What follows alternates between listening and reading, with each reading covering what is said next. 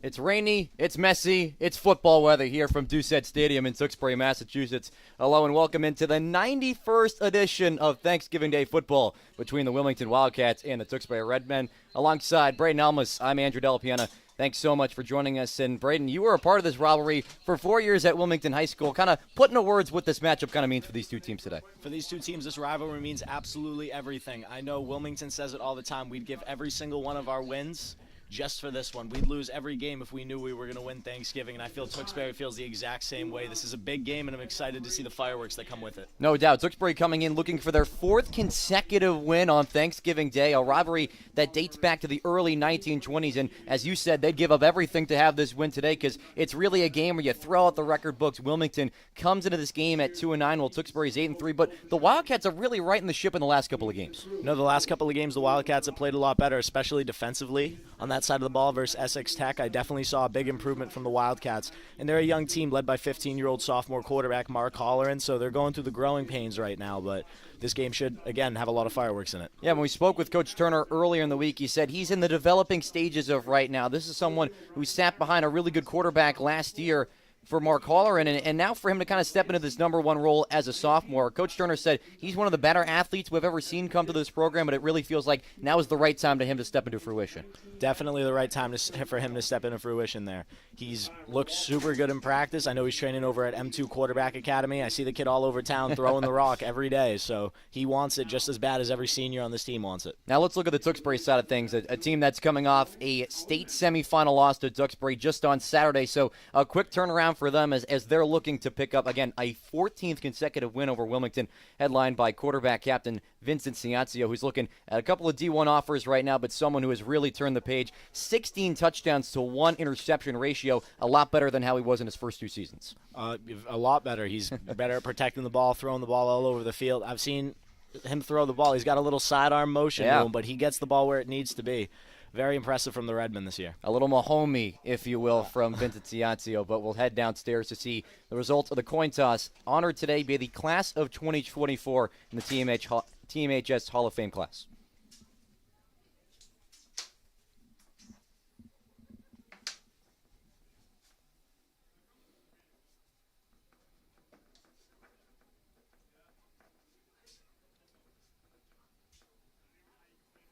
The Redmen have won the toss. They will elect to receive the football. Wilmington will be kicking from left to right. Are you a little surprised by that move, Braden, early on? You usually see the winning team kick off right away and kind of set the tone defensively, but no, the Redmen want the football. I think the Redmen want to score now and set the tone early. I think they really want to run it down Wilmington's throats and prove that they're the better team here, and I don't blame them for doing it. Well, you talked about the defense for Wilmington really stepping up last week. We talked about that game against Essex Tech. A season-low 185 yards allowed by this Wilmington defense. They didn't allow a single passing yard in that victory, only giving up 14 points and 5 first downs, so they're going to have a nice test early against this Redmen offense as we put 12 minutes in on the clock. Again, we thank you so much for joining us on Tewksbury TV as well as WCTV for the 91st edition of Thanksgiving Day football between Wilmington and Tewksbury. Braden Almus, Andrew Delapiana with you. We'll have the call for today's action. But you said it right off the top, Braden. Wilmington would really give anything to have this victory in their favor today, looking for that 14th straight win for the Redmen. Yeah, they definitely. I saw them at practice yesterday, and they were amped. They were yelling the whole time, yelling at little mistakes. They really want this game, and they even said, Coach Turner said it yesterday, this game has nothing to do with the rest of our season. Let's throw the record book right out, and let's play football.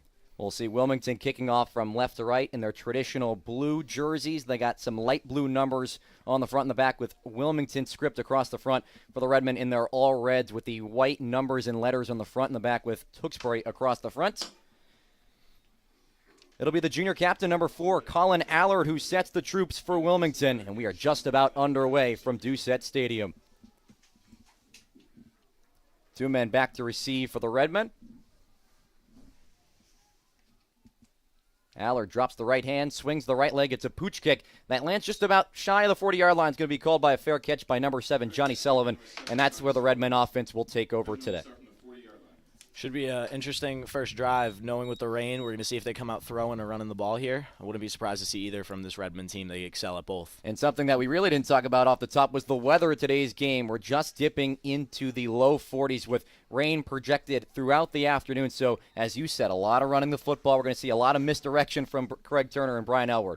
Should be a very interesting game. I'm interested to see how both coaches attack it. But Vincent Ciazio, the senior captain quarterback for the Redmen, he'll start in the shotgun formation, 1st down and 10 for the Redmen. That's Ben Christopher in motion from left to right. Handoff up the middle to Umeka Olu, bouncing off a couple of tackles past the 45-yard line, and then spun down at the 47 off the right hash mark. Brought down by number 26, Luke DeProfio there. The junior for Wilmington really making a big impact right off the start. Umeka Olu averaging just north of 6 yards per carry this season. He's rumbled for 13 scores and nearly 700 yards on the ground. Picks up a quick 7 there to bring up a 2nd and 3, 30 seconds into the contest. See Brian Elward out there for the Redmen in his 28th season guiding the Redmen. Looking like they're changing the football every play. They're smart with the weather. Not surprised with that at all, my friend. 2nd and 3 for the Redmen from their own 47-yard line.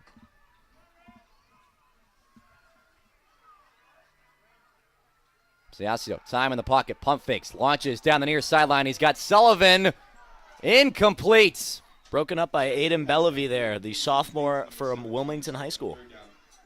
Bellevue with 2 picks to his name this season with a great pass breakup. It looked like Sullivan had a little bit of a step on him, but good job by Bellevue to come back in coverage. That's what you got to do when you're a corner. You got to play the hands, get the ball right out of there, and Bellevue did a great job of that on that play. That forces a quick 3rd and 3 for the Redmen. A minute played into the first quarter, scoreless between these two squads. Wildcats looking to get off the field early in this ball game.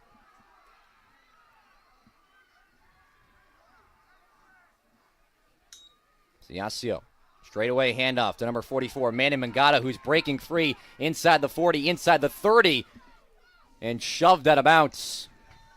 A big run on 3rd and 3, just when you may be expecting a play action. The Redmen keep it on the ground. They pick up a big chunk, and now they're inside the 25. And that's what you do on those little 3rd and 3 plays where you need a big first down. You give it to your big guy, Manny Mangata, who really runs the ball well. They mark him down just shy of the red zone at the 21-yard line. 1st and 10 for the Redmen. A minute 20 gone in the first quarter. Scoreless between the Cats and the Redmen. Empty set for the Redmen. Ciazio takes a snap, throws it out to the far sideline for Ben Christopher. Shimmies off a couple of tackles and then brought down just shy of the 15-yard line. Called the 17 for a short gain on 1st down. Brought down by Pat DeLucia there. Pat DeLucia had a little bit of a quiet season compared to his sophomore year this year for the Wildcats, but he's really picked it up over the past few weeks and really found his spark again. And DeLucia also doing a good job on the offensive side of things as well. He's been the number 1 tight end for the Cats only in his junior campaign. Hands like glue at DeLucia. 2 minutes played in the first quarter. Tewksbury nothing, Wilmington 0. It's 2nd and 7 for the Redmen from the opposing 17-yard line. Redmen converted on that key 3rd down to keep this drive alive thanks to the big play by Manny Mangata, who motions in the backfield. Ciazio, his pass tipped and incomplete. Again, Pat DeLucia on the breakup there. That was DeLucia getting his left paw in the midst of it, knocks it down, and that forced a 3rd down. Pass intended for 81, Mason Viets. 3rd down, 7 to go. That was the same kind of bubble screen they tried a little bit early in the drive to Ben Christopher, but give credit to Pat DeLucia, he was all over that one. Another 3rd down upcoming for the Redmen. Not really known as a field goal team this season, so it really feels like it's 4-down territory here inside the red zone.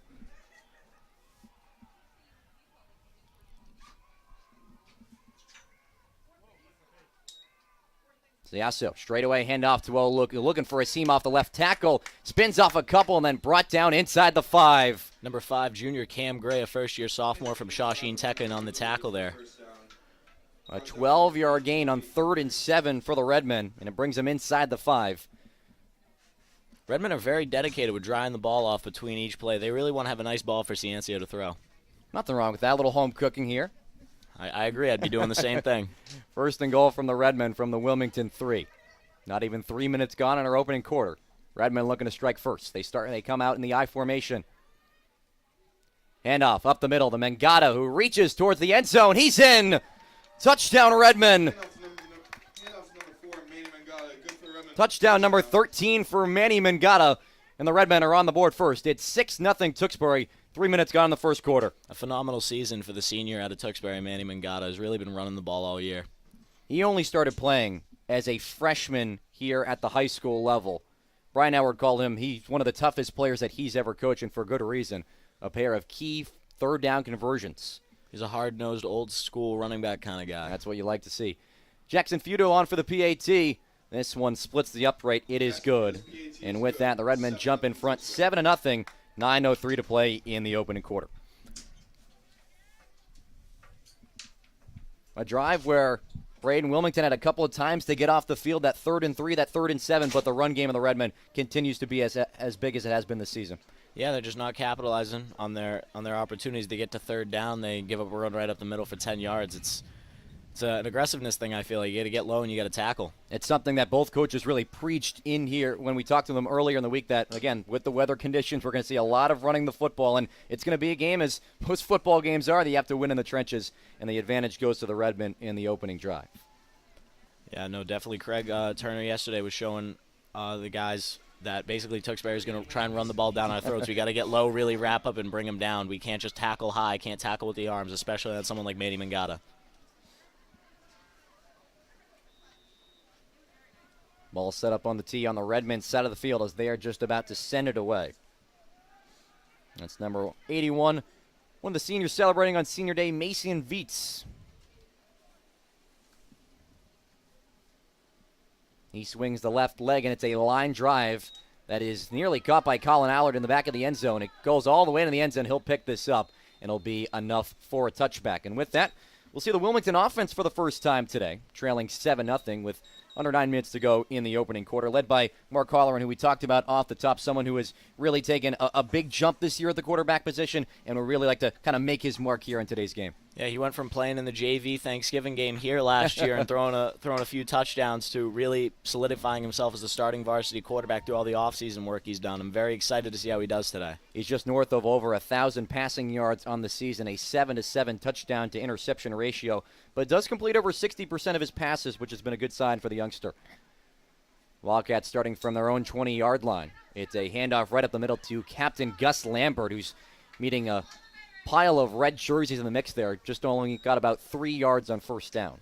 Yeah, Gus Lambert, a Boston Globe Player of the Week not too long ago, has really been making a name for himself, especially over the past few weeks, over 400 rushing yards, I believe. And for good reason. When you rush for north of 250 against Arlington Catholic, you'll get noticed by the rest of the state, and that he did.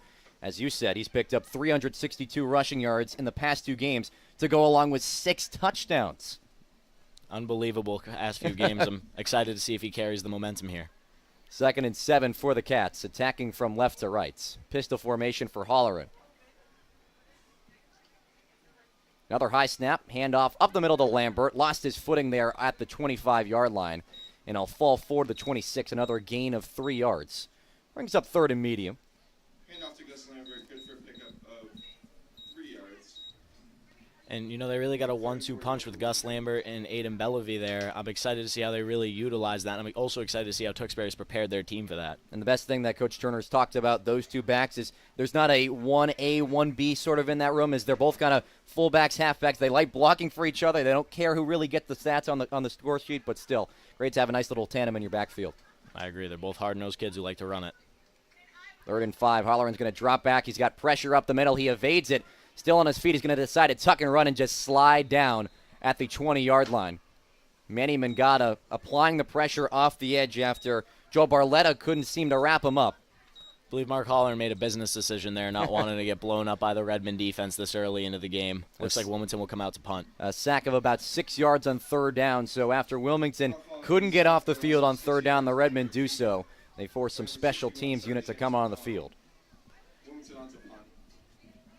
Punter Colin Allard, the junior captain here, will be kicking the ball for the Wildcats. He's got the return man, Johnny Sullivan, standing at the Wilmington 45.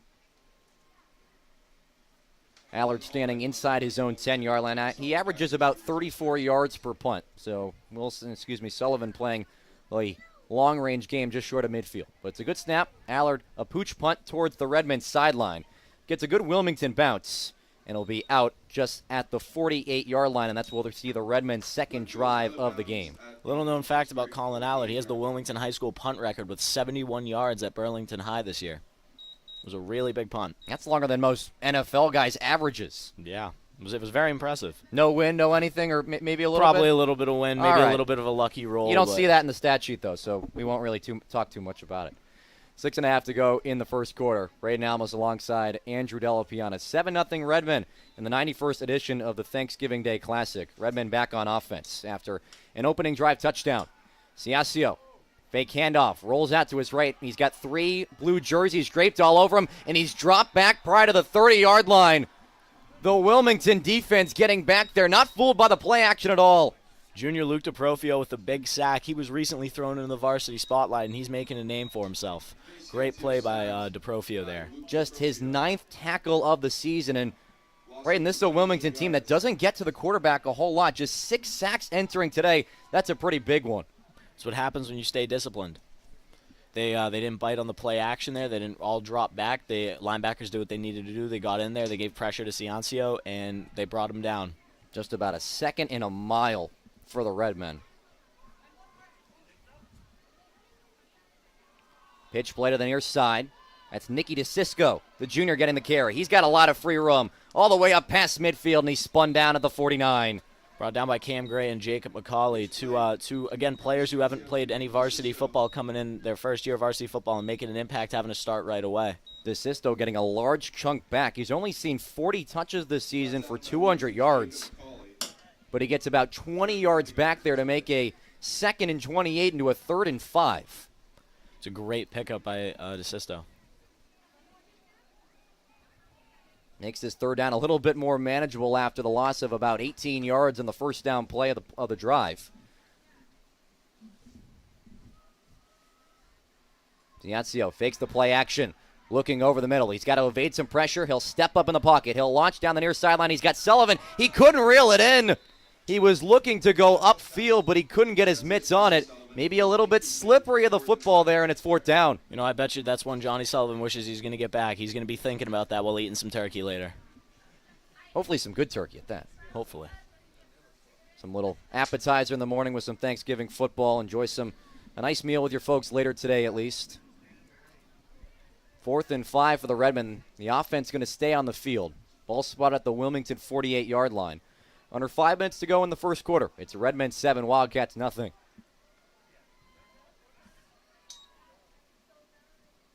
Fake the handoff. Ciancio rolls to his right.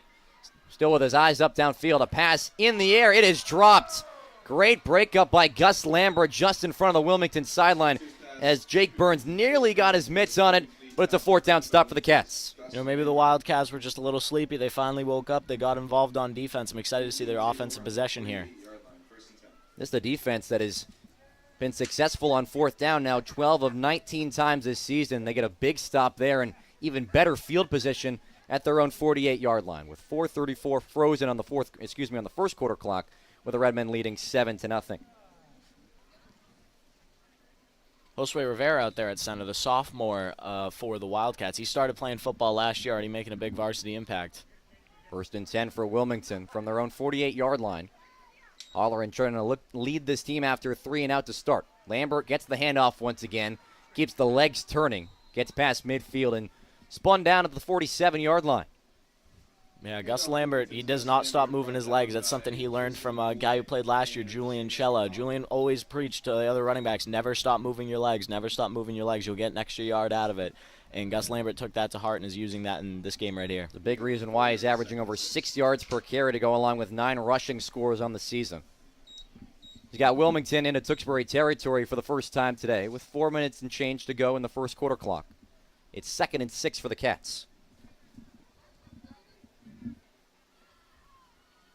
Holleran, handoff off right tackle for Aiden Bellavy, who's met in the backfield. Taken down at the 49-yard line. It was led on the charge by number 80, Joe Barletta, in the stop.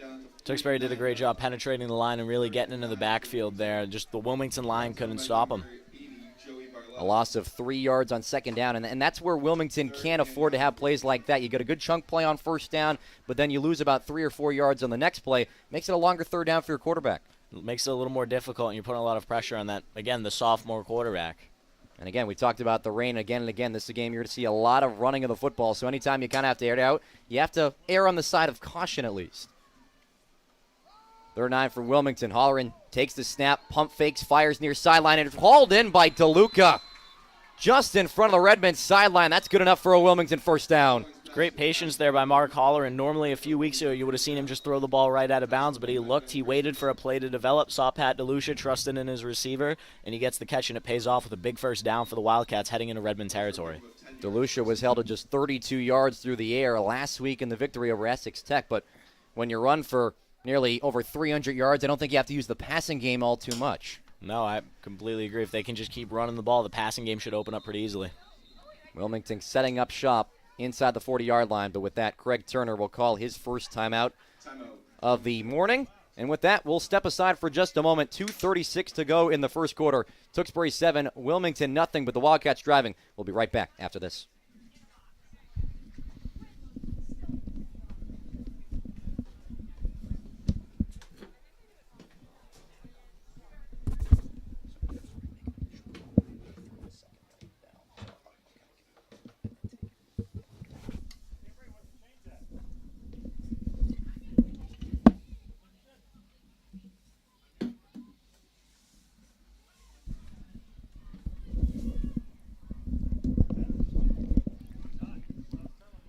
Wilmington walking back to the field out of the timeout.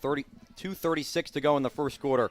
Alongside Braden Almas, my name is Andrew Delapiana. Thanks for joining us on this Thanksgiving morning. The Redmen in front 7-0 here in the first quarter, but Wilmington on the move. A big play from the quarterback Mark Harler and finding Pat DeLucia on the near sideline to pick up a third down conversion.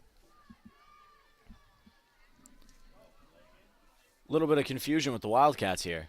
And really the last thing you want to see out of a timeout as well is it's late getting to the formation for the Cats. But nevertheless, they take the snap, hand off to Lambert straight away. Manny Mangata spins him down. Well, we got a flag on the far sideline at the 41. Braden, that flag was thrown as soon as the ball was snapped. Yeah, I believe he wasn't set there. A little bit of miscommunication from the Wildcats lining up there, and it came to bite him in the back. It'll be an illegal shift going against the Cats as our referee for today's game, C.J. Kane, making the announcement. They'll send back Wilmington 5 yards to the opposing 44-yard line. It's obviously not the start to a drive you want after a big first down, but we got to see how the Wildcats bounce back from that. An offense that averages just north of 17 points per game, but has been really explosive in the last two after the Wilmington Wildcats dropped their first 8 games of the season, but picking up a pair of non-playoff game wins over Arlington Catholic and Essex Tech. First and 15 for Wilmington. 2 minutes and change to go in the first quarter. Holleran, sweep play to Lambert once again. He's met right there at the line of scrimmage. Taken down by number 54, Colby Mangata, the younger brother of Manny Mangata. Yeah, brought down right away there. The Wildcats line had a bit of trouble moving. I could see some of the pulling guards not really getting too far up the field and really blocking somebody, so that's just something they're going to have to do to learn to get hands on somebody. And we talked about that 0-8 record before the 2 playoff wins, and a big reason why has been the barrage of offensive line combinations that have come through for Coach Turner. You talk about a team that graduated north of 20 seniors last year as part of that class. You being one of them, not on the offensive line, but the quarterback position, but still, it's been really a hodgepodge of guys in and out of the lineup. Graduating 26 seniors was definitely a big struggle for the Wildcats. Second and 14 for Wilmington at the Redmen 44-yard line. Holleran, little Statue of Liberty play. It's a screen play up to Bellevue, who's got some space down the near sideline, rushing inside the 30-yard line, and he'll step out just shy of that. But Coach Turner, a little trick up his sleeve on the play action into a slip screen. Gets a big chunk back after the 5-yard penalty, makes this at about a 3rd and short. And sometimes that's the kind of play you need to run when your offense is struggling a little bit of trickery to get everybody going. Just getting down to under a minute to go in the first quarter. Tewksbury 7, Wilmington nothing. The Redmen scoring on the opening drive, but the Wilmington defense holding on the Redmen's next drive on 4th down, and now with Wilmington charging, looking to put some points on the board. Holleran, another handoff up the middle for Lambert, who puts his head down. Did he get enough there for the first down? It looks like he did. Had to get to the 29-yard line. He's just past the 30. But are the officials going to give it to him? It doesn't look like it. I believe he's just shy. Just shy of the first down. Going to call it 4th and inches, about the length of the football. A Wilmington team that is converted on 4th down about 35% of the time, keeping Holleran on the field. I'm interested to see what the Wildcats will do here. I know sometimes they do a little outside little screen pass to Pat Delusion. Sometimes they just like to run it up the middle with the quarterback. So there's about 50 options they could do here. I'm interested to see which one they could pick. That might have been the final play of the first quarter. As Wilmington with no urgency to get to the line of scrimmage. And that'll do it for the opening 12 minutes. The Redmen cashing in on the opening drive. That's the only score of our first quarter of play. Tewksbury 7, Wilmington nothing. We'll take a short break here on Tewksbury TV and WCTV and be right back after this. Steve Kasperzak, David French, Thomas Sullivan, DJ Betancourt, Nikki Kuna Palangi.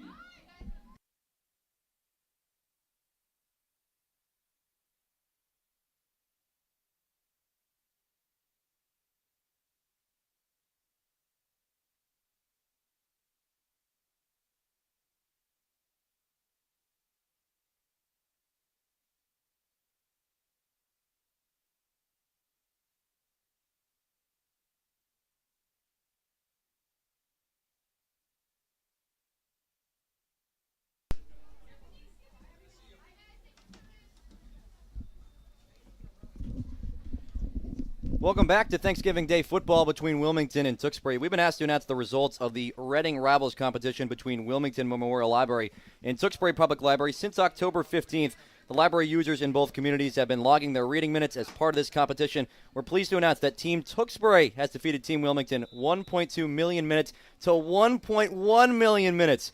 Both libraries would like to thank the 779 participants who read more than 2.3 million minutes over the past 6 weeks. As the first play from scrimmage of this second quarter, it results in a Wilmington first down. Move the chains there. Big run by Gus Lambert right up the middle there, really showing that his worth. Looks good as a power back, looks good as an elusive back. Again, he's had 362 yards over the last 2 games. Like you said, he's really impressive. So we're hoping he can keep that momentum going. So the Redmen winning in the reading competition, but the Wildcats winning there in the trenches on 4th down to keep this drive alive with 30 minutes gone in the second quarter. Alongside Braden Almas, I'm Andrew Del Piana. Thanks so much for joining us for the 91st edition between Wilmington and Tewksbury as the Redmen searching for their 14th straight victory. 1st and 10 for Wilmington. Handoff off left tackle for Gus Lambert, who bullies over a man and gets inside the 10-yard line. Some hard running by the junior captain.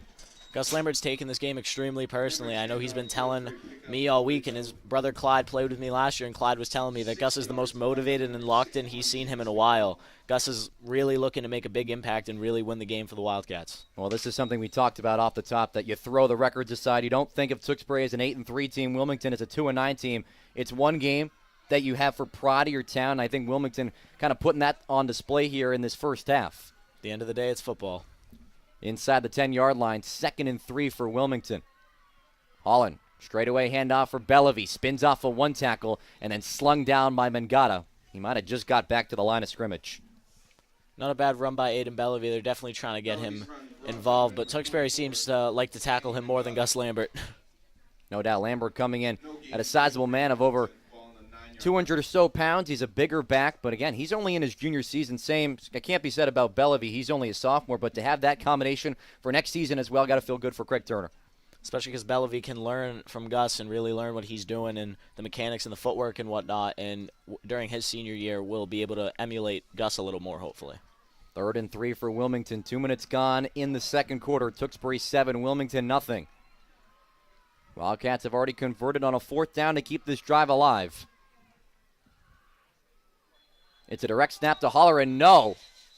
But a flag came out beforehand. We're going to get a false start on Wilmington, as that play really didn't look right from the start.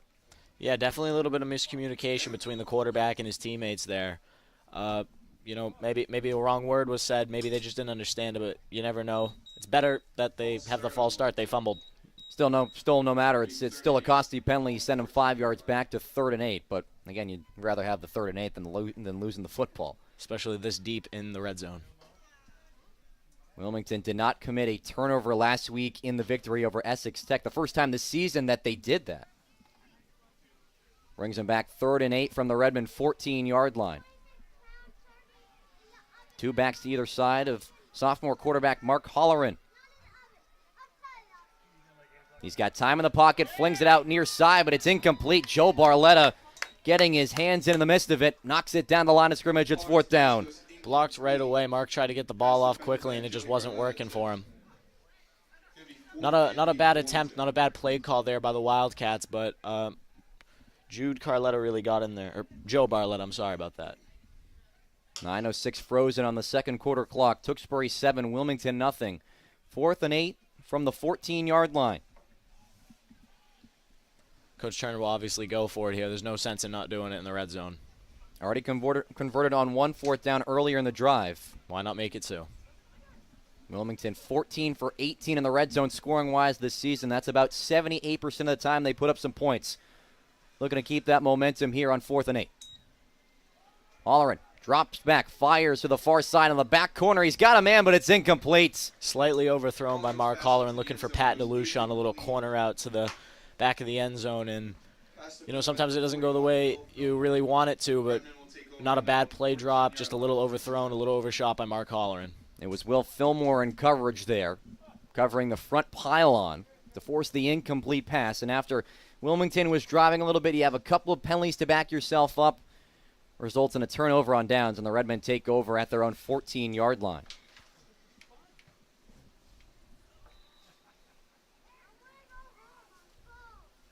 Ciascio starts back in the gun, motioning Ben Christopher from left to right, and he'll get the jet sweep here, trying to bounce it to the outside. A gaggle of blue jerseys there to meet him at the 15-yard line. Brought down by Jacob McCauley there, another guy we've talked about a few times. I think he's his 3rd tackle of the game at this point. Gain of just about a yard on 1st down.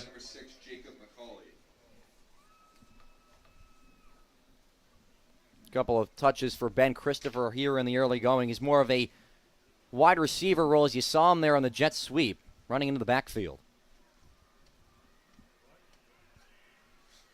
2nd and 9 for Tewksbury from the 15-yard line.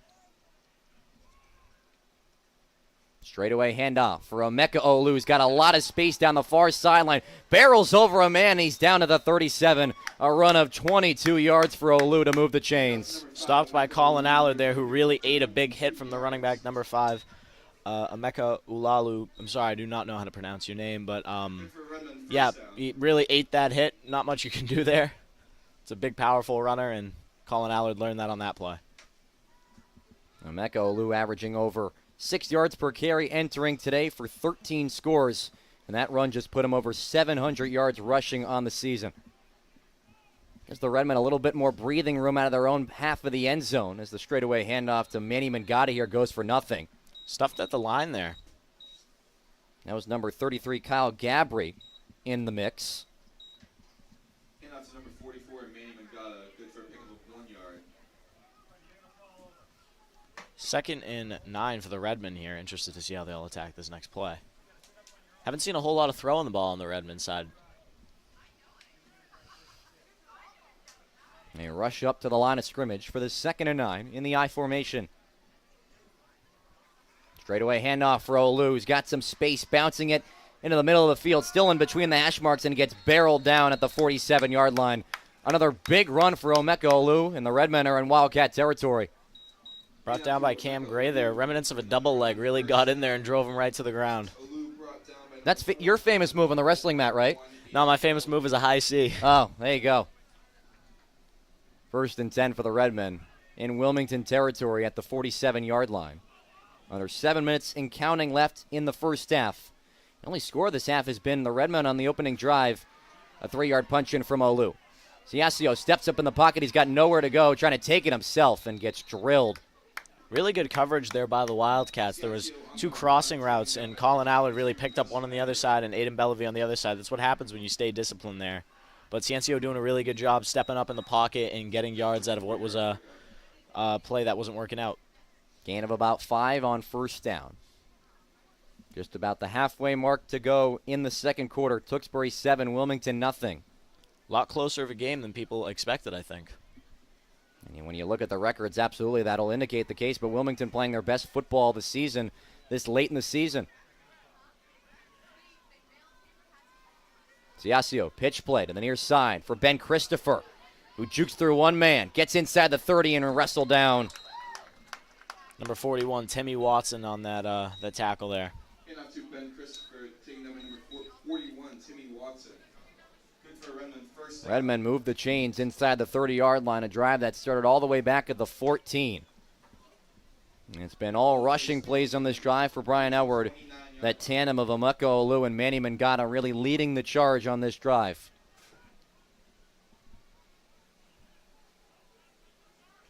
Ciascio, handoff up the middle to Mangata once again. Puts his head down, still on his feet, and has to be taken down by at least 4 blue jerseys as he gets inside the 25. Mangata really runs like a bull. Taken down by number 4, Colin Allred, number 6, Jacob McCauley, and Aiden Bellevue.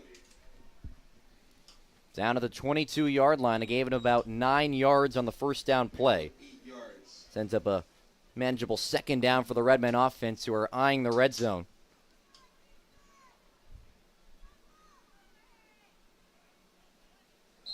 Ciascio takes the snap, but it was Ben Christopher off the right side of the line who jumped early.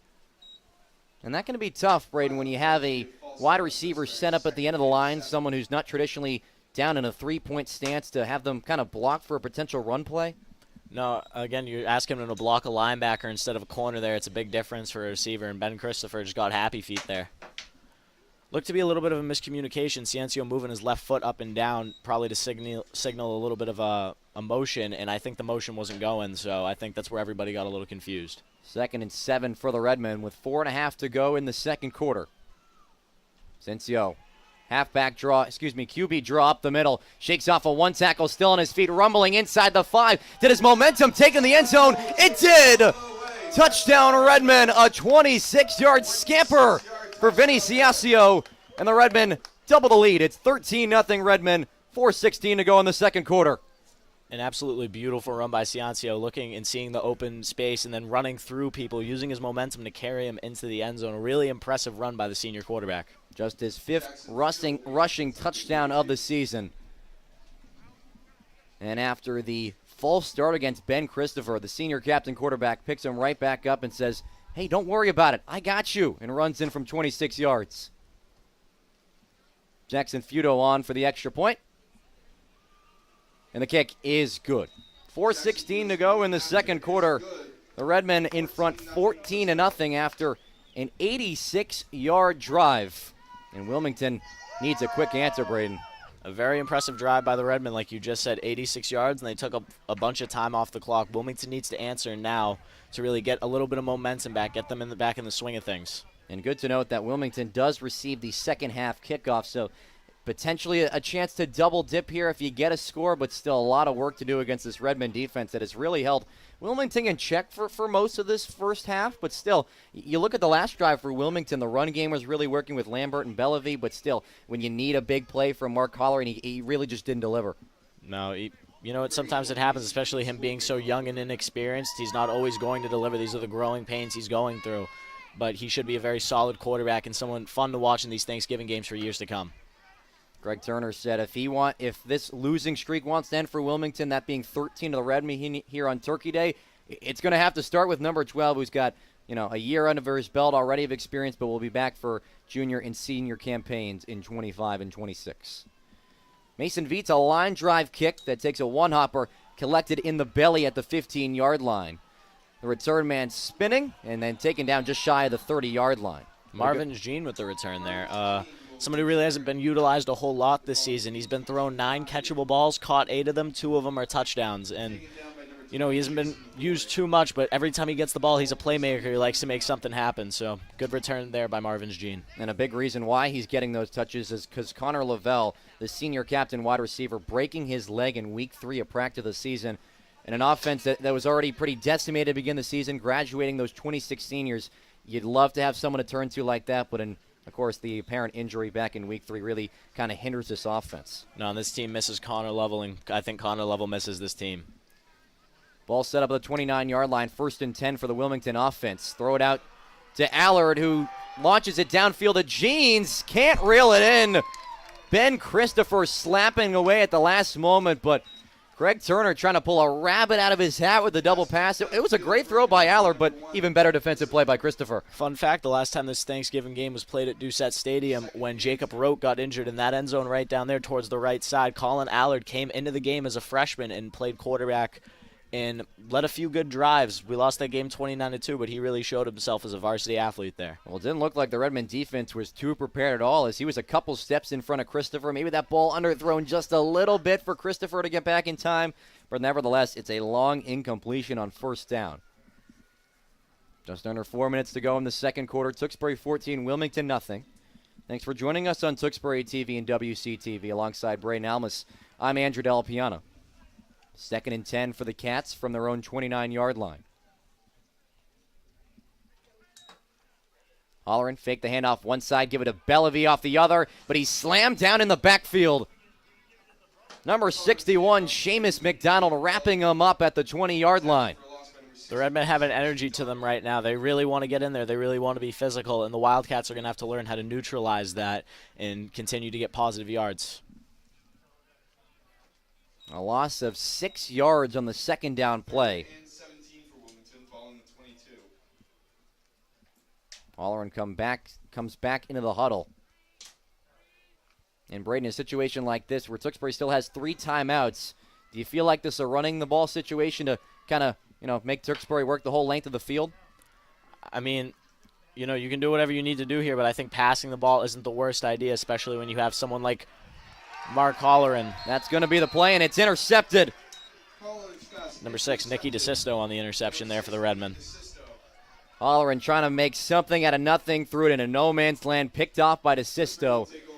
And the Redmen take over at the Wilmington 32-yard line. Just a sophomore mistake there, if you will. A very sophomore mistake. At the end of the day, he's a 15-year-old kid playing varsity football.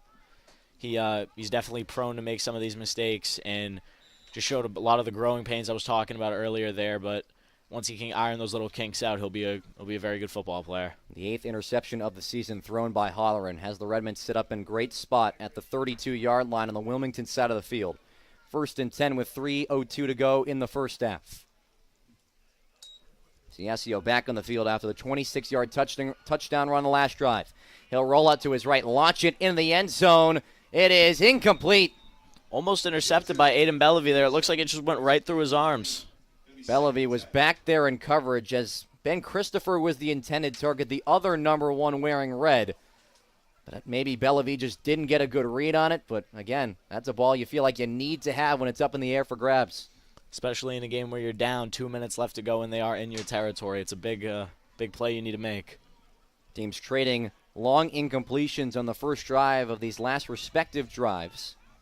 2nd and 10 for the Redmen from the opposing 32-yard line. 2:52 to go in the first half. Handoff. Olu puts the head down, taken down, chopped down at the knees, I should say, past the 30-yard line at the 28. Gus Lambert again on a big tackle there. He's showing that, he may be only a junior, but he's a captain for a reason. He likes to get in the trenches. He likes to get gritty. 3rd down coming up here for Tewksbury. 3rd down for the Redmen. Call it 3rd and 7 from the 28. And after Wilmington turned the ball over on 3rd down, you'd love to get off the field here as well.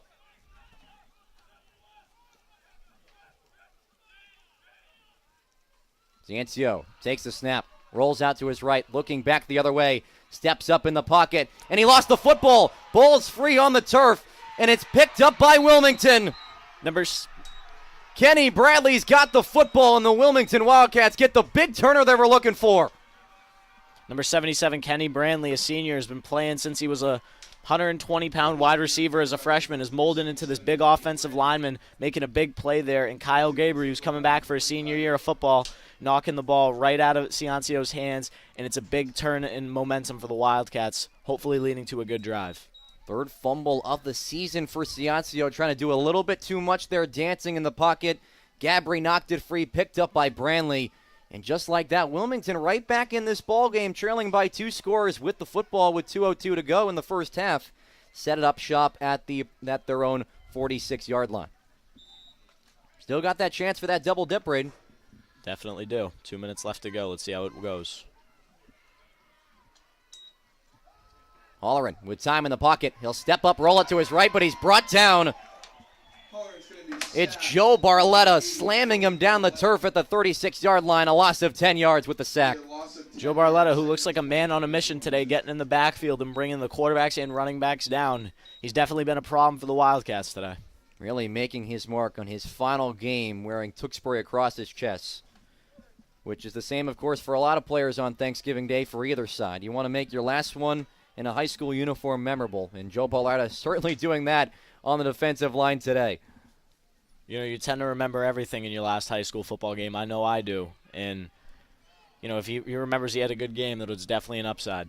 1:15 to go in the second quarter. Wilmington really got to hustle things up that they want to put some points on the board. The ball goes to the far side. Too tall for Connor Allard. Holleran's pass to Colin Allred's going to go incomplete. Just a little high on the throw there by Mark Holleran. Colin Allard couldn't quite get it. That stops the clock at 1:07 for a 3rd and 20. And you kind of find yourself in the same situation you were just a couple of moments ago, where it's a long 3rd down and you don't want to turn the football over like you did last time. So potentially you might want to keep the ball on the ground, burn some of those Tewksbury timeouts. You know, with only 1 minute and 7 seconds left, I wouldn't be surprised to see Coach Turner try and have Mark air it out to maybe Colin Allard or Marvin Jean, try and get a big play before the half. But I also wouldn't be surprised to see him run it right up the middle with Gus Lambert just to keep the game safe. So Turner's got 2 timeouts in his back pocket. Brian Howard with 3 for the Redmen. They'll come out in the shotgun formation. And that's what they'll do. They'll hand it off up the middle, but nowhere to go for Gus Lambert. He's met there by Manny Mangata out of the linebacker position. And just like we said, Tewksbury going to call their first timeout with 1:02 to go in the half. Interested to see if Coach Turner will punt the ball here, if he's going to try and go for it. It does look like he's bringing his punt team out. But, you know, with the Wildcats here, you really do need a score going into the half to really keep your momentum going, because right now the Redmen have all of it. Even though we do get the ball in the second half, it should be an interesting next minute. 62 seconds to go in this first half. Tewksbury 14, Wilmington nothing. The Redmen cashing in on the opening drive of the game. Omeka Olu, his 14th touchdown of the season, then capped off that second score by Vincent Ciasio's 5th rushing touchdown from 26 yards out. And for Wilmington, it's an offense that has slightly moved the ball down the field, but you look at those negative plays, that has really been the biggest difference in this one. It has. You know, we get these big first downs, and then you get sacked for 20 yards, and it's not an ideal situation for the Wildcats. Definitely need to learn how to keep the ball going forward. So they'll bring Colin Allard out, their punter. He'll stand at his own 17-yard line with the return man, Johnny Sullivan, at his own 41. You'd love to get that 71 punt we talked about a little bit earlier. But Allard, a pooch punt towards the Wilmington sideline, will take a Wildcat bounce. Get out at the 36-yard line. Yes, Sullivan stepped out of bounds as he picked up the football in his chest, and that's where the Redmen will take over. Trying to pull a little fast one on the officials there. You know, sometimes that's what you got to do. If you're not cheating, you ain't playing right. 52 seconds to go in our first half. Redmen taking over at their own 34-yard line. Looking to make this a 3-score game if they want to air it out with their senior captain quarterback, who's thrown for north of 1,500 yards on the season entering today.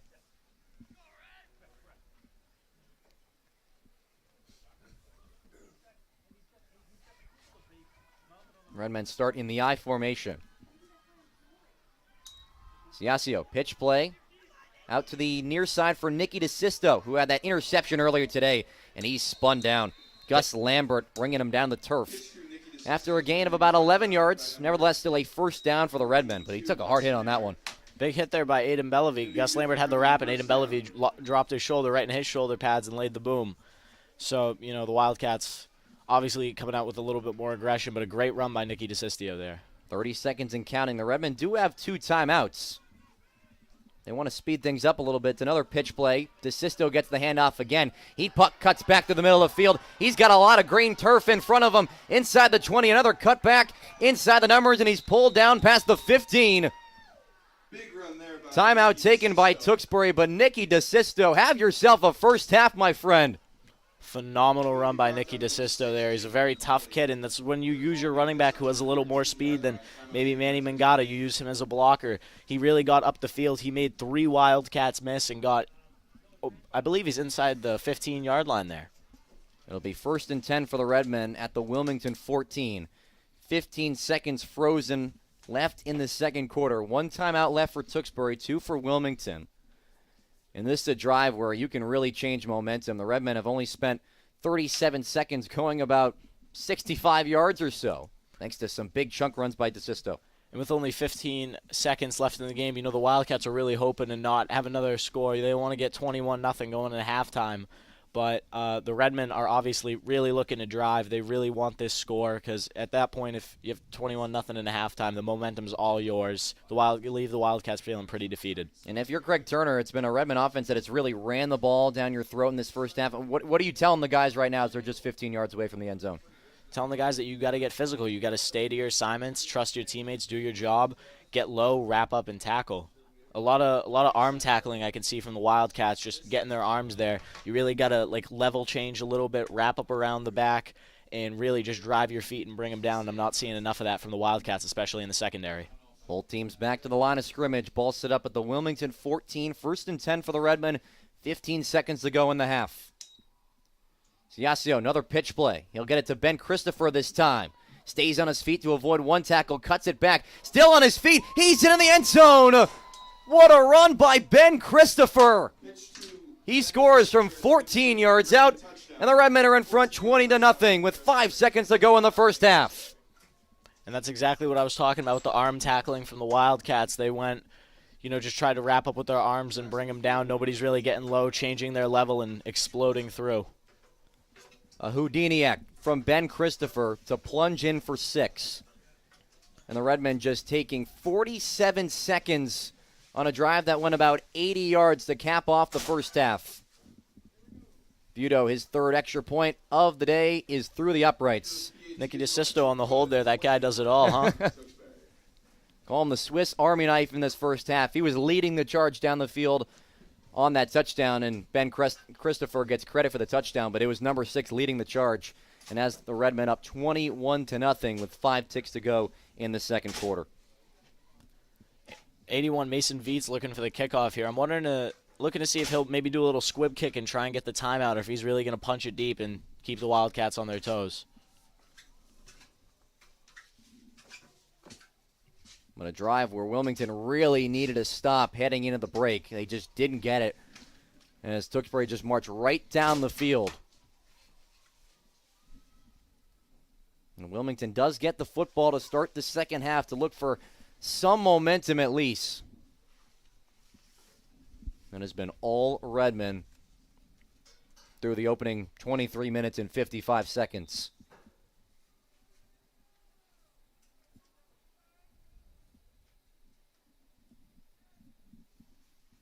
Beats back with the football, teed up at the 40-yard line.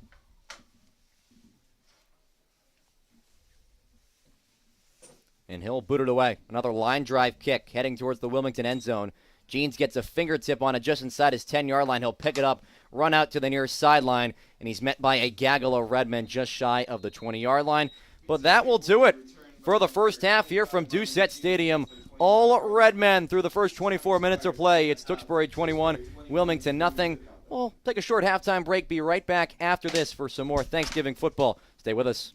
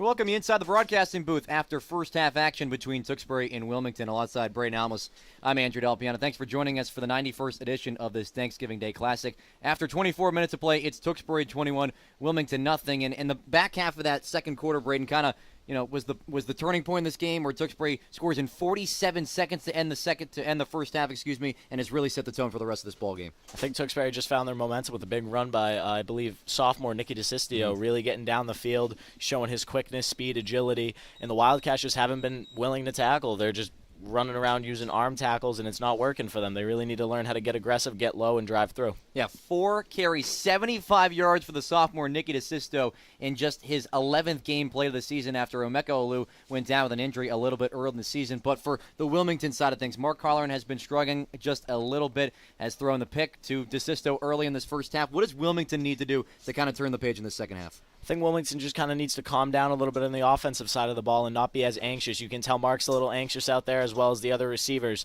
And on the defensive side of the ball, I think they need to finally just get it in their heads that, hey, football is a physical sport. We need to get low and we need to tackle. A lot of people on the defensive side of the ball aren't willing to tackle, and that's a really big problem in football. Well, Wilmington needing a whole lot of effort here in the final 24 minutes of action if they want to snap a 13-game losing streak to Tewksbury. We'll have second half action right after this. Stay with us.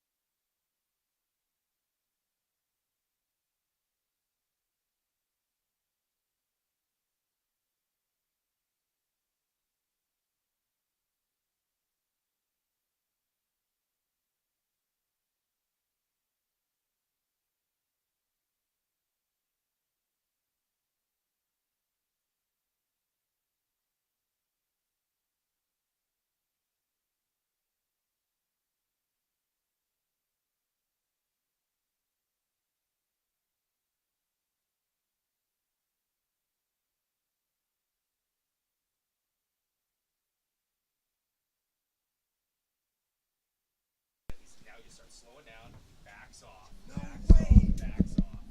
We're back for second half action between Tewksbury and Wilmington in the 91st edition of the Thanksgiving Day Classic. The Redmen in front 21-0 after 24 minutes of play.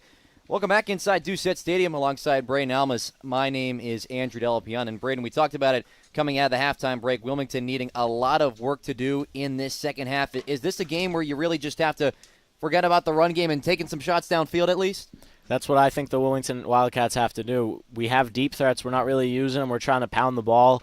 And when you're down 21-0 at halftime to a team like Tewksbury, who will keep scoring and not take their foot off the gas, you kind of need to score quick and you need to swing some momentum. So I really do think they need to start airing the ball out. Well, the good start is you get the football to start this second half. And again, this has been an angry Redmen team that just fell in the state semifinals last Saturday against Tewksbury. Another heartbreaking loss to the Dragons as they're looking for their third consecutive Super Bowl. So the Redmen, of course, coming in with a vengeance as always, looking for win number 14 against Wilmington here on Turkey Day.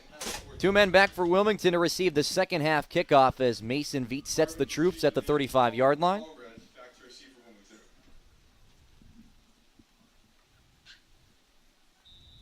The rain still continuing to come down here in Tewksbury. Projected rain throughout the rest of the afternoon. Veets swings the left leg, a high arching kick that is taken by Marvin Jeans just shy of his 10-yard line. He'll take it up in between the hash marks, run into his own blocker, and then drag down at around the 26-yard line. Return about 17 yards for the senior, and that's where the Wilmington offense will start. Mark Holleran was solid in that first half, not as well as we thought he was going to play entering this contest. 2 for 6, 22 passing yards with that interception, and Nicky DeSisto would turn into a touchdown. But if you're Coach Turner in this huddle right now, what are you telling your young quarterback? You just have to keep instilling that you have confidence in him and that he's there for a reason. Mark's, again, he's a young kid, but he can really throw the ball, and he hasn't thrown it a whole lot this game, especially with the poor decision-making with that interception, but you got to keep giving him the chances. And again, like you said, it might be time to start taking some shots downfield, down 21-0 with under 24 minutes of game time left. Wilmington starts at their own 25-yard line. It's a high snap corralled by Holleran. He'll give it up the middle to Lambert, who keeps the feet moving, breaking through a couple tackles. And then Johnny Sullivan, the free safety, brings him down. But good hard running by Lambert to start the drive. Again, Gus Lambert's been running hard the whole game. He does not stop moving his feet, and he's a very, very aggressive kid. He will continuously make the effort to get an extra yard, even if it's gonna kill him. He's a very good runner. Someone who's been an absolute beast in the last 2 games entering this contest, north of 350 yards on the ground, 6 scores. He's been more held in check in that first half, just 8 carries for 31 yards. Maybe a little bit more credit to the Redmen defense stopping him on that mark, but Lambert is someone that you really have to get going in the second half. Gain of 7 yards on the first play of the drive. A minute gone in the third quarter. Holleran fake the handoff to Lambert. Take it to the outside for Bellevue, who bounces off a 1 tackle. Flag flies on the field. Came into the backfield around the 28-yard line after Bellevue scampered for about 3 yards just shy of the first down marker. But it's a holding penalty going against the Cats. And again, they continue to shoot themselves in the foot with these penalties, Braden. Again, just like the Wildcats really need to stop making things harder for themselves. A good run by Bellevue picked them up, maybe not a few yards, but it got them in a better position than what they were. And they, again, like as you just said, they shot themselves in the foot with a 5-yard penalty that's going to set them straight back. That's going to take the football inside, 10-yard penalty. I know what you meant there. Takes that ball inside the 25-yard line at the 22, makes it a 2nd and 13 after, again, the 7-yard run to start the drive by Lambert. Then the penalties continue to eat you up.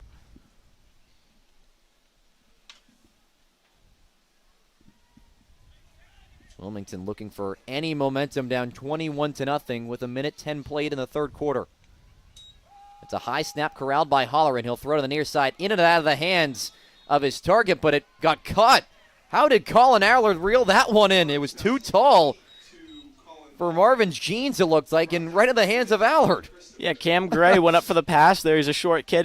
The ball goes right over his hands, and somehow Colin Allard had the awareness to catch that ball. It was a really good heads-up football play. And somehow that ball did not hit the turf. It's a gain of 8 yards for Wilmington. So if you're Craig Turner, you got to be feeling about that play. That should have been 3rd and 13. You turn that into 3rd and manageable. The football gods are in Wilmington's favor right now. Holleran's hoping that is still the case for this 3rd and 5. 3-step drop back, fires over the middle. The pass is intercepted. Picked off by number 20, the senior Jay Lavoie. And for the second time today, Mark Holleran has thrown an interception. Mark Holleran proving again that he is a sophomore quarterback who will make sophomore mistakes. He's struggling a lot this game. Maybe the pressure's getting to him.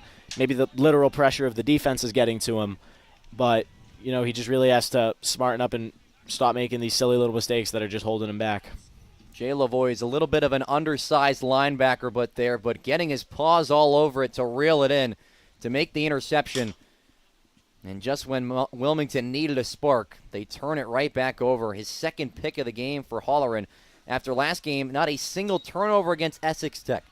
Redmen start inside the 35-yard line. Straightaway handoff for a gain of about 5 or 6 yards. It was Manny Mangata getting his hands on the football. He gets inside the 30, taking out the 28. Mangata's a man I would never like to have to tackle. He's a big guy who runs really hard. He literally reminds me of a bull. Again, still hard to believe. He only started playing football his freshman year. And when we talked with Brian Howard earlier in the week, he said he is the toughest player on our team by far. An instinct that you cannot really teach here in the game of football that makes number 44 so special. 2nd and 4 for the Redmen from the Wilmington 28-yard line. Mangada's the motion man here. It's a pitch play out to the right side taken by number 61, Seamus McDonald, the offensive lineman. He's dropped in the backfield as Brian Howard using all the tricks of the trade to get everybody involved, but that one didn't pan out so well. Loss of 5 yards. You know, it's every lineman's dream to run the ball, and he got his dream on his senior year playing at Thanksgiving. May not have gone the exact way he wanted it to go, but, you know, he still can go back and tell his kids he was a running back in high school, at least for a play. Well, Seamus McDonald will take his place back on the right side of the offensive line, but still. Brian Howard trying to use everyone in that depth chart to make some plays for this 3rd and 8 from the 32-yard line.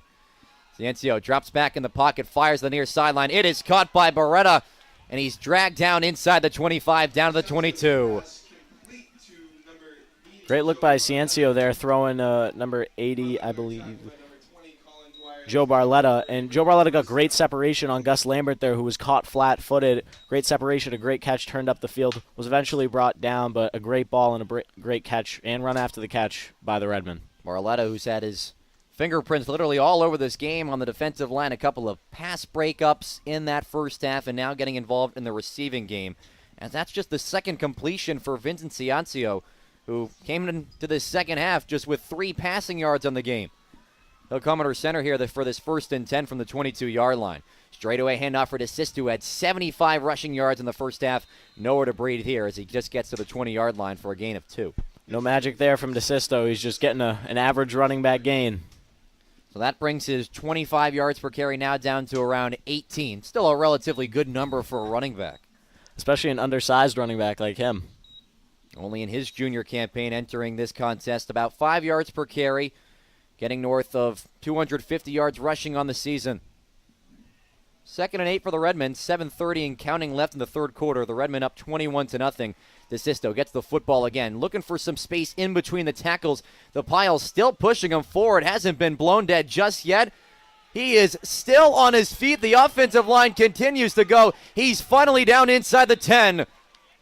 So credit about 1 yard for DeSisto, about 15 yards for the offensive line. 1st and goal for the Redmen.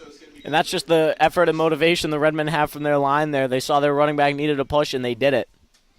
It's a phenomenal effort there by the Redmen. Again, it'll be DeSisto who gets all the yards there, but you got to give the offensive line maybe stumping on the stat sheet for that, pushing him about 10 yards for the 1st and goal. Gonna throw him a hamburger after the game. Redmen have it 1st and goal inside the 10 at the Wilmington 8-yard line. 6:35 and counting in the 3rd quarter. Redmen 21, Wilmington nothing. The line shifts from right to left. A heavy set on the left side of the line. Ciencio fakes the handoff, rolls out to his right, evading one defender. No! Pat DeLucia brings him down to the 19-yard line. A loss of 11 yards and a big play needed from the veteran. Good awareness there by Pat DeLucia playing D-end. A lot of times you'll see, especially young D-ends, go and attack that quarterback or try and attack that run. Pat DeLucia stayed home, he played contained, and the sack was a result of that. First sack of the season for the junior, who already had 5 tackles for a loss entering today's game. He adds to that total of a loss of 11 yards. Brings it back to the 20-yard line. 2nd and goal for the Redmen, with a long way to go towards the end zone. He's got DeSisto to his left. Christopher's the motion man from right to left. Ciencio takes the snap, batted down at the line of scrimmage. Kyle Gabry getting his right paw on it, and that brings up a 3rd and goal. Gabry showing his long reach. He's a basketball player and a phenomenal pitcher for the Wilmington High baseball team. He has long arms and he uses them. That's why he's placed at D-end. He bats a lot of balls down. Similar to what Joe Barletta's been doing on the Redmen side of things, as it's Gabry getting his hands in the mix of it. Makes it 3rd and goal from the 20-yard line. And, of course, that big sack, a big reason why Wilmington has pushed the Redmen in a tough spot right now for this 3rd and goal.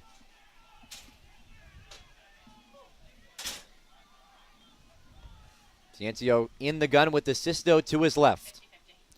Takes a snap, Fake a handoff, end around for Mangata, looking for some space down the near sideline. He waltzes into the end zone. Touchdown, Redmen. The handoff to Manny Mangata is going to be good. Second touchdown of the game for Manny Mangata. He is a buzzsaw. Tewksbury 27, Wilmington nothing. 5:30 to go in the second half.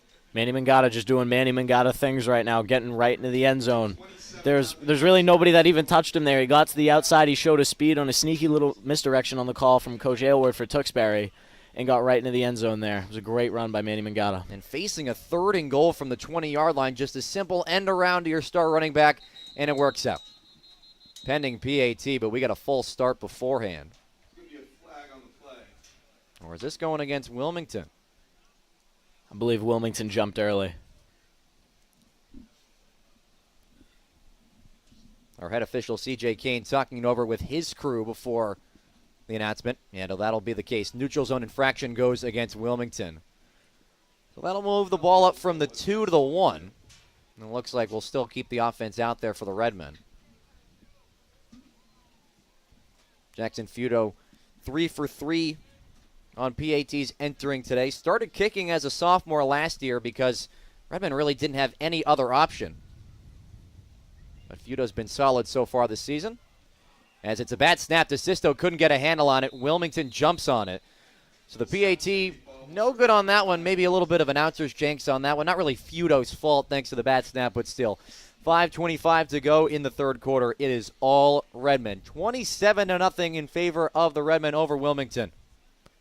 Wilmington's really got to come out swinging after this kick return. They really got to just start getting the ball downfield. I think, as you were saying earlier when you asked me if you thought they should start throwing the ball, I think now it's time to kind of ditch the run game and throw the ball down the field. 29650. Well, it's still a lot of work to do for this Wilmington team, trailing by 4 scores. An offense that was in the red zone earlier in this ball game in the 1st quarter, but again, the penalties continue to bite you, and then you have the failed 4th down conversion in the back of the end zone, and really, offensively, nothing has gone right for Wilmington. You credit the 2 picks to Holleran. Also has set up the Redmen in great field position as well to boot.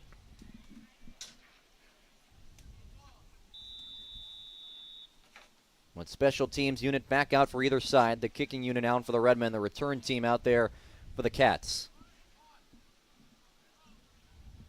As Mason Viets has had a lot of work to do with that left leg off that tee.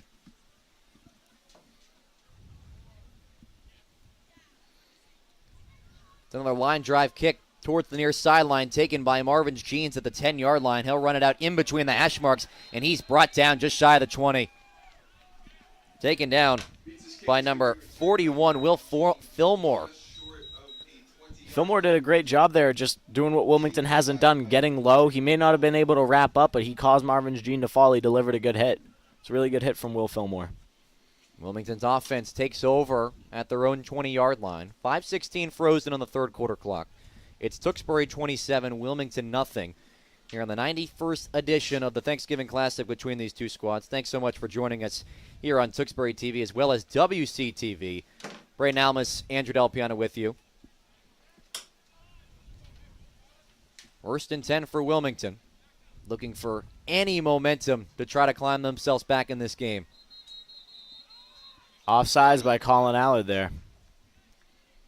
And not the start you're looking for if you're trying to get back in this game. Definitely not the start. Colin Allard just, maybe he didn't hear the snap count, but just started running. Sets Wilmington back another 5 yards to the 15-yard line for 1st and 15. And an offense that has really been buzzing as of late in these last 2 games. You look at the numbers, you say more than 600 rushing yards on the ground versus Arlington Catholic and Essex Tech, but when you take on a team that just went to the state semifinals, it really turns down to a matter of an opponent. There's definitely a difference between Arlington Catholic and Tewksbury. Holleran starting this drive in the gun. 3-step drop back, pressure off the edge, steps up, getting away from that pressure. Now he'll tuck it and run to the 4 sideline. He'll bounce off a hit by Ben Christopher, and Holleran spinning forward down to the 27.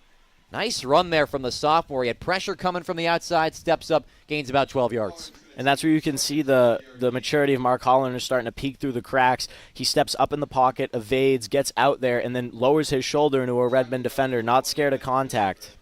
someone who's done a good job rushing the football as well, over 240 yards on the ground this year for 5 scores. And if you can add that element to your game as a quarterback, it's more the merrier. Yeah, there's a lot of dual-threat quarterbacks now. It didn't used to be like that, but Mark Holleran is definitely a new-age quarterback. You got your guys like Lamar Jackson, Josh Allens of the world, guys that can really do it all. It's a great asset to have as a quarterback. Handoff up the middle.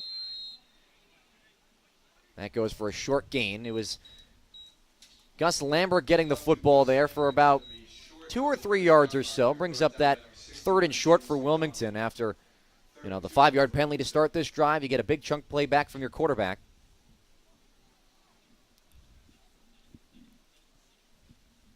As the rain really starting to come now here at Doucette. 3rd and short for the Wildcats. Interested to see if they're going to give it to Gus or they're going to try a little play action. Holleran comes out with a back to either side. It's Lambert to his right and Bellevue to his left. It's to Lambert, who takes it off left tackle. He extends the football at the last moment, but did he get there for enough? He did. It's a first down for Wilmington.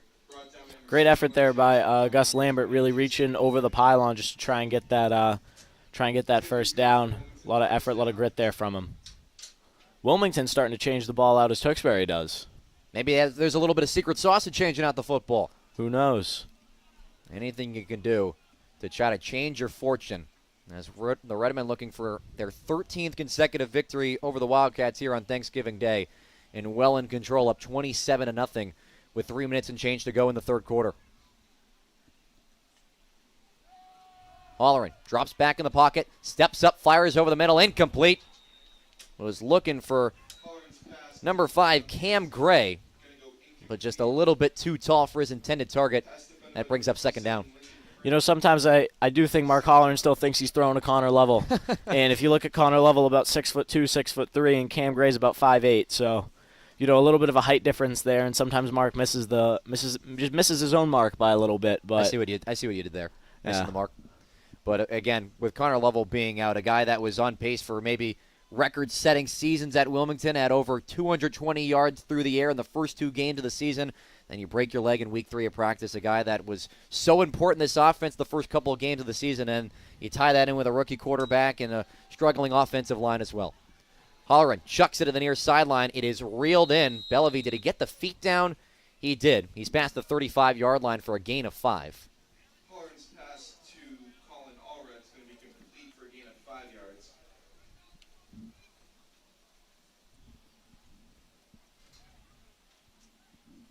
Ends up a 3rd and about 5 for Wilmington from the Redmen 36-yard line.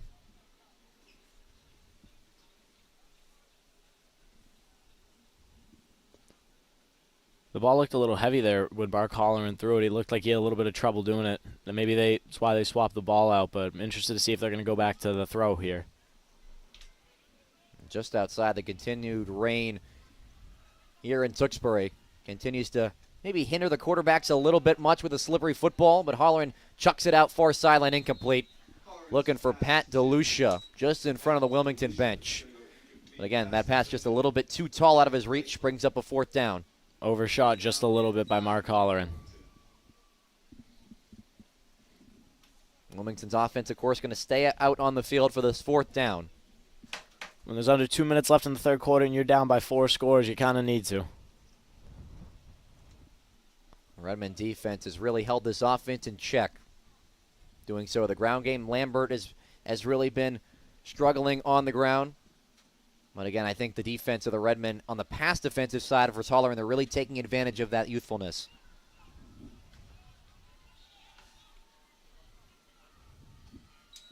Redmen bring 5 off the line. Quick throw for Holleran to the far side. It is caught and completed for a 1st down. Good ball placement there by Mark Holleran. He throws it to the outside of Pat DeLucia. And where the linebacker was playing more on the inside, he knew where to throw it. He hit the outside. Pat DeLucia catches it, gets about a yard after. Great 1st down. And a good look there by sophomore quarterback Mark Holleran. Just the 3rd completion of the afternoon, or I should say the morning, for Holleran. And the 2nd one going to his tight end, DeLucia. Under 90 seconds to go in the 3rd quarter. Tewksbury 27, Wilmington nothing. Converting a 4th and 4 to keep the football at their own 45-yard line. Halloran drops back in the pocket, sees some pressure, steps up, dunks it off far side, but it's incomplete. It's a little bit underthrown. He kind of duck-armed it a little bit there. I was looking for Colin Dwyer out of the backfield. And as you said, that throw just a little bit short as he has some pressure from either side of the defensive line. It ends up 2nd and 10. I think something you were talking about earlier was the Wildcats' offensive line combination. I don't know if you noticed, but they switched up the offensive line again with senior Kenny Brandley going in for Adam Valise at right tackle. Coach Turner talked about he's going to see a lot of different guys in the mix today. We could have saw the freshman number 62, Nick Meninos, but again, when you have so many injuries and guys kind of swapping places, you plug anybody in that you can to fill some holes. Halloran with some time in the pocket. He'll launch it down the middle of the field. It is caught. A sliding grab by Pat DeLuca inside the 35-yard line. The biggest play for Wilmington of the day, but we do have some flags in the backfield. 2 flags. And the Wilmington offense is not going to where that pass was completed. Well, now they will. Got unsportsmanlike conduct against the Redmen. So tack on another 15 yards at the end of that first down play. And the longest play for Wilmington of the day gets even bigger thanks to the unsportsmanlike conduct. You know, and that's, again, a little bit of a momentum shift from Tewksbury. Tewksbury's probably feeling a little down right now, and Wilmington has to capitalize on that and really get in the end zone here. Ball inside the red zone for just the second time today for the Wilmington offense. Under 40 seconds to go in the third quarter. Wilmington down 27-0.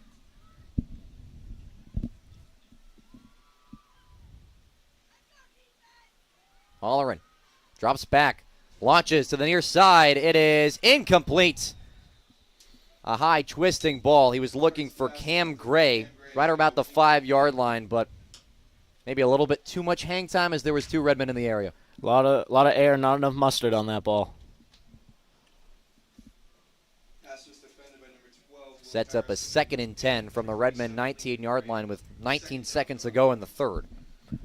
Wildcats, they're kind of doing a little bit of a cross kind of route with Colin Allard going inside on a post. I think Mark maybe rushed his decision there a little bit, seeing that Colin was wide open. Is there a thing as too many open options when you're a quarterback or no? No, definitely not, but you know, sometimes you bite the bullet and go to the wrong one. There you go. 2nd and 10 for Wilmington from the Tewksbury 19-yard line. Halloran flings it near sideline, incomplete. It was behind his intended target of Lambert. Brings up a 3rd and long. Inside the red zone here, again, the Wildcats really have to capitalize. They don't have to score on this play, but they need to at least get 7 or 8 yards so the 4th down's manageable. Redmen bringing in an extra defensive back on the field as Johnny Sullivan comes in for number 73, Anthony Curie. Redmen are pretty confident throws coming out here. Mark Halloran relaying the message from head coach Craig Turner back into the huddle. Ball spot at the right hash mark of the 19-yard line for 3rd and 10.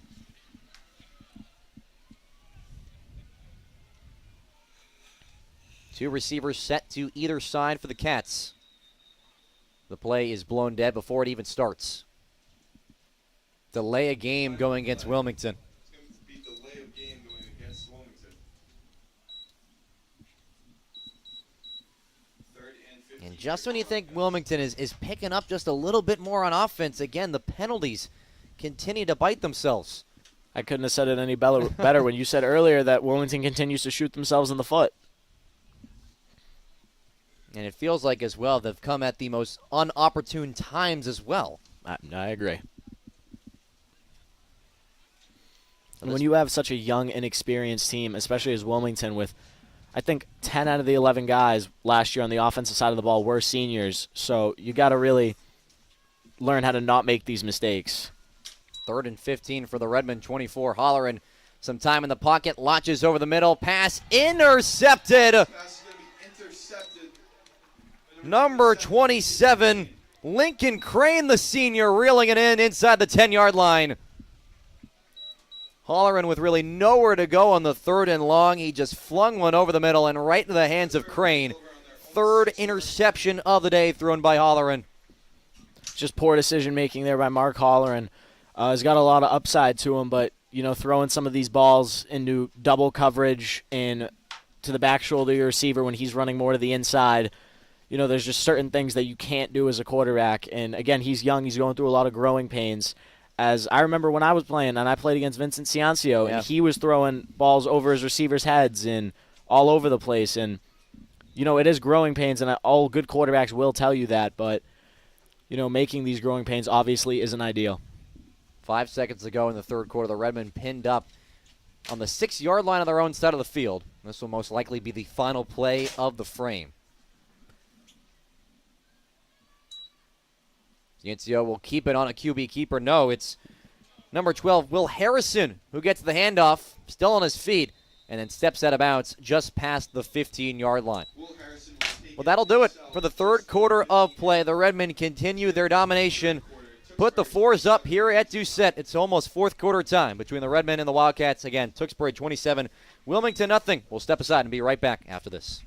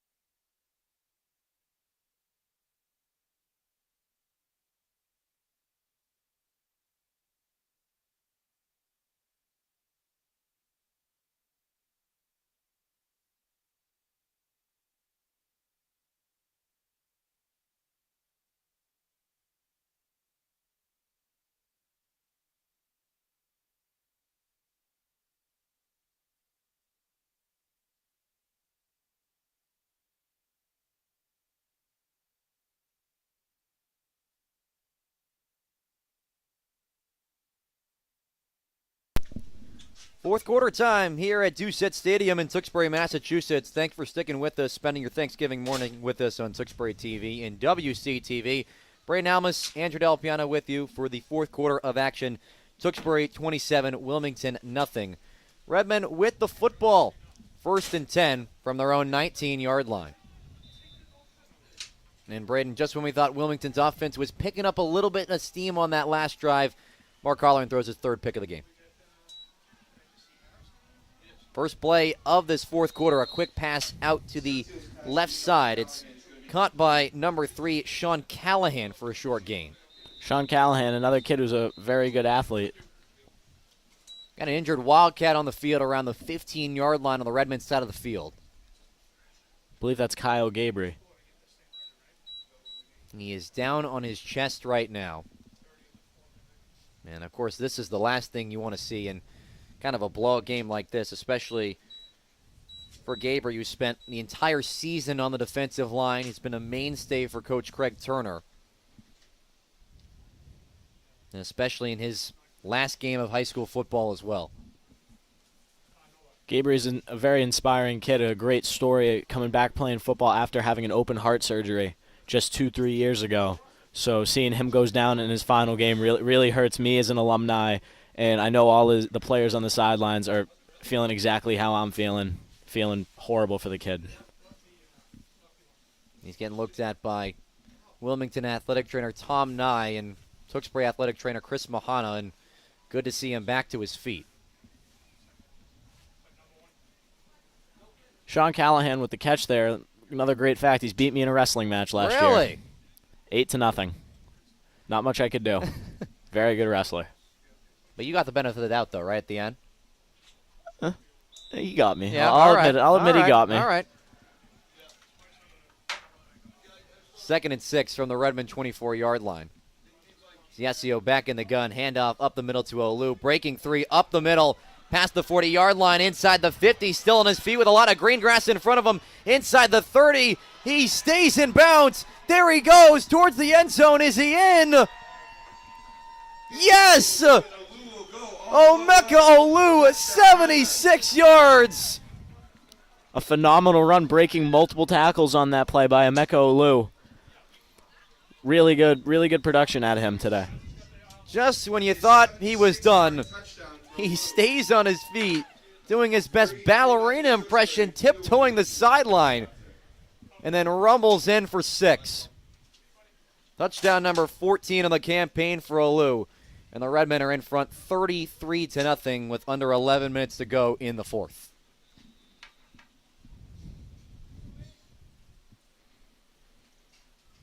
Redmen special teams looking to bounce back from that failed extra point last time out. The snap is good, and the kick is good as well. Feudo 4 for 4 on the morning. Redmen make it 34-0 with the clock running here in the fourth. Feudo's Mr. Automatic with the kicking today. Still got another season as well as a senior. Maybe branch out, take a couple of field goals next year if you're stuck inside the 25, and maybe a long fourth down. But again, that's next season's problem we don't have to worry about. But again, 34-0 in favor of the Redmen. We'll take this short break to remind you that we've been announced to announce the results of the Reading Rivals competition between Wilmington Memorial Library and Tewksbury Public Library. Since October 14th, the library users, both communities, logging reading minutes as part of this competition. Pleased to announce Team Tewksbury has defeated Team Wilmington by 0.1 million minutes, 1.2 million to 1.1 million. Both libraries would like to thank the nearly 800 participants who read more than 2.3 million minutes over these past 6 weeks. A lot closer than this game. I'll tell you that much, absolutely. So Tewksbury looking to win in both of those categories and well on their way to win number 14 in a row against the Cats.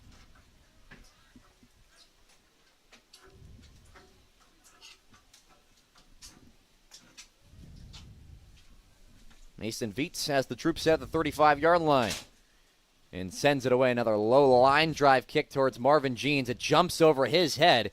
He picks it up at the 5-yard line. Redmen racing to get him in the backfield, and Jeans is taken down in the end zone, but they're going to give him forward progress. He picked it up at the 2-yard line and then spun all the way down. So Wilmington getting the benefit of the doubt there, but we do have an injured Redmen on the Wilmington 10-yard line. Again, not what you want to see in a game right now. Never like to see it.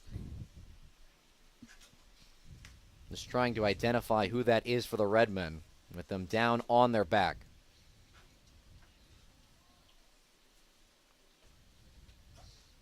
But while that player is taking a look at, we'll step aside for just a moment. 8:53 stopped on the fourth quarter clock. Tewksbury leading 34-0. We'll be right back.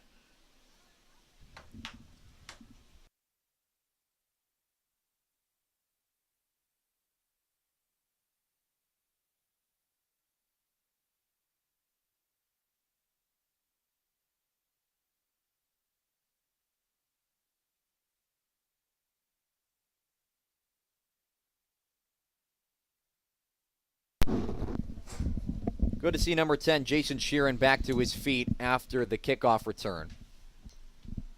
Wilmington starting this drive in their worst starting field position of the morning at their own 2-yard line after the kick from Viets jumped over the head of Jeans. He picked it up at around the 2-yard line, then got tackled in the end zone, but forward momentum puts him just inside the 5. But Mark Holleran and the offense still out there. Don't believe there's enough people on the Redmond side of the ball. Nevertheless, handoff to Gus Lambert, and I think that might be the case as well, as Brian Howard not fuming on his sideline, but, screaming at his guys a little bit to get back to the line of scrimmage, guys. We've still got 8 minutes and change left in this game. Lot can change in 8 minutes. Gain of 2 yards for Gus Lambert. With under 8 minutes to go in the contest.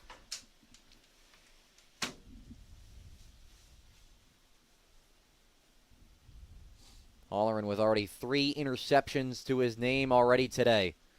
All going to 3 different Redmen. Handoff off right tackle here to Gus Lambert. Puts his head down, meets Johnny Sullivan at around the 10-yard line for a gain of 3 yards.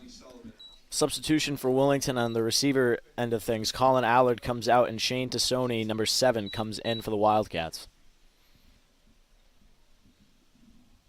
talked about this barrage of new players that are influx into this lineup. Dasani, one of those freshmen that Wilmington really has to develop really quickly. We've talked about Holleran all game long, but still. 3rd and 3 for the Cats. 7 minutes to go in the ballgame. The Redmen leading 34-0. Holleran, 3-step drop back, fires over the middle, caught by Bellevue, and he's dragged down immediately by number 61, Seamus McDonald. He's shy of the first down marker. Great catch there by Aiden Bellevue, but Seamus McDonald stuffed him as soon as he caught the ball. The Redmen almost anticipated that play was coming when the linemen kind of scattered a little bit. Wilmington rushing to their own sideline for the play call here. As Johnny Sullivan, the return man, is back there for the Redmen, anticipating a punt. Feels like really got nothing to lose down 34 with 6.5 to go in the game. Now this is a time where you kind of get the seniors in, you get some underclassmen, some reps. Now, excuse me on that front. We said Shane Tassone is a freshman. He's actually a senior. He has him wrong on our score sheet, so we apologize for that. But Wilmington does have the punting unit on for Colin Allard. With a pooch punt towards the Redmen sideline. It's caught by Sullivan around the 42-yard line. He'll take it down the near sideline with some space in front of him. He puts his head down, barrels over Allard inside the 5-yard line. A return of about 37 yards for Johnny Sullivan. And even special teams making their mark in this game. That's got the Redmen offense 1st and goal. You know, that's what happens when sometimes you do a little pooch punt towards the weak side and you have no one going down there to tackle him from that side. He gets right. I think maybe the punt accounts for 1 yard. Redmen cycling the offense back into the field with under 5:30 to go in the contest. Essentially looking at the final action for a couple of these seniors here for the Redmen, and the Redmen will make a change at quarterback. It looks like Vinny Ciancio is done for the ball game and potentially has had his final high school football snap. It'll be the freshman, number 12, Will Harrison, coming into the ball game. He takes over with the Redmen at the Wilmington 6-yard line with a pair of new cats in the backfield and Jason Lavoie and number 33, Jack Lightfoot. Handoff up the middle to Lavoie. Breaks off a couple of tackles and then brought down to the 3-yard line. I gave him about 3 yards. Number 15, senior transfer from Wilmington all the way from Arizona, Josiah Hintz, in on the tackle. It's a long way. That is a long way. Jason Lavoie getting the carry there. He's had the interception early in the game. In his final game as well at the high school level. That's potentially the future of the Redmen on the field right now, and Will Harrison only needs about 6 yards of the end zone, but still you'd like to see a little bit from the freshman who's gotten in a handful of games of garbage time this season. Handoff straight away for Lavoie looking for some rim. He will go untouched into the end zone. Jason Lavoie scampering in from 4 yards out. And a good moment on senior day for Jason Lavoie. He's got the interception. He's got the touchdown. Does he need the penalty for the Gordie Howe hat trick? You know, maybe he does. Maybe he needs to make a big boom. Big hit late after. Redmen in front 40-0 with 3:45 and counting left in the final frame.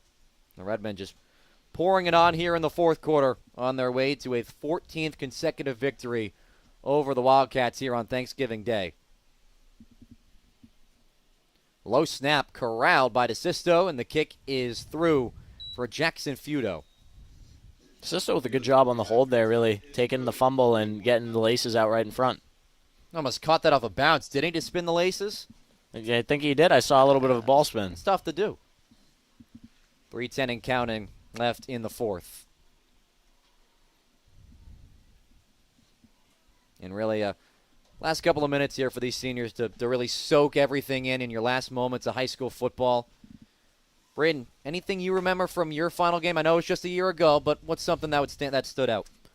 Just remember the feeling of like seeing the clock with I think it was a minute 57 left, and I was like, wow, I'm done in a minute 57. I feel like a lot of seniors that are playing right now are feeling the exact same way. And a lot of the juniors that are playing are like, wow, I really only have 1 year left. And the freshmen are all sitting there smiling. 2:30 to go in the fourth. Looks like Wilmington's offense is going to get the football one more time to get some snaps in for those final seniors on offense. I'm assuming everyone kind of just wants to get out of here, get out of the rain, enjoy some turkey a little bit later. Again, we wish you a happy Thanksgiving from Tewksbury TV. I do not blame him. It is pouring. Luckily for us, we've been inside the comfy press box all day long, so it's great. we appreciate all the new renovations here at Doucette Stadium. I do not envy my old teammates standing over there. Mason Viets lining up to kick it once again. Another line drive kick. Caught by Gene at his own 10-yard line. He'll run it out towards the left hash mark and then be brought down just shy of the 20-yard line. 15, Marvin's Gene brought down right away by Cam Goodner. Ball spotted around, call it the 17-yard line. Excuse me, the 22-yard line with 90 seconds to go. As we'll see the Wilmington offense for the final time this season. Looks like they brought in senior Josiah Hintz, who we just mentioned, out at slot receiver. Holleran hand up the middle. That one going to Lamberts, and he'll scamper forward up for 2 yards. Would like to say before the game ends, thank you to Tewksbury TV for having me. Of course. And I do have a teammate on my college wrestling team at Bridgewater State who played football for Tewksbury, and I said if they won, I'd shout him out. So big shout out to Jackie Stacky. Hope you're doing good, buddy. Good to hear that. Good to hear the sportsmanship as well. 45 seconds and counting left in the contest. 2nd and 7 for Mark Holleran, who comes out in the shotgun. Handoff off right tackle. This will go to Lambert as well. Initial tackle, can't bring him down. He bounces to the outside, and he's shoved just out of bounds at the 44-yard line. Gus Lambert still putting his heart and soul in this game. It's a gain of 17 yards. With 20 seconds and counting, can Wilmington get one more snap off? I believe they're trying to. Changing out the footballs on this wet day. And looks like this will be the final play of the game with Holleran in the shotgun formation. He'll take the snap, hand it up to Lambert, who bounces off a left tackle. He'll spill his way forward just shy of midfield, and that will do it. Death, taxes, and the Redmen winning on Thanksgiving Day make it 14 in a row for the Redmen in a 41-0 victory over Wilmington. Thank you for coming to today's game and please drive home safe. And Braden, a game that was really all Redmen from the start. And again, it's 14 in a row for the Redmen. Another season in the books. You know, another season of Redmen and Wildcat football. Been a pleasure to watch both these teams throughout the year. And, again, thank you guys for having me today. Of course, with the Redmen going 41-0 winners tonight, Wilmington finishes this season at 2-10. And the Redmen improved to 9-3. But, again, you played your last high school football game just a year ago. What kind of message are you leaving to the seniors if you were still a part of this team?